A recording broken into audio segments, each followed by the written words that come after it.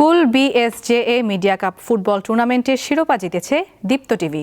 সকালে ফাইনালে দৈনিক কালবেলাকে টাই ব্রেকারে ৩-১ গোলে হারায় টিম দীপ্ত। বাফুফের আর্টিফিশিয়াল টার্ফে ফাইনাল খেলার নির্ধারিত সময়ে ছিল গোলশূন্য ড্র, ফলে ম্যাচের ভাগ্য নির্ধারণে বেছে নেওয়া হয় টাই ব্রেকার।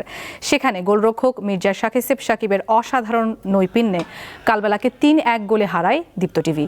ম্যাচ সেরা এবং প্লেয়ার অফ টুর্নামেন্ট হয়েছেন দীপ্ত টিভির অধিনায়ক মির্জা সাকিব।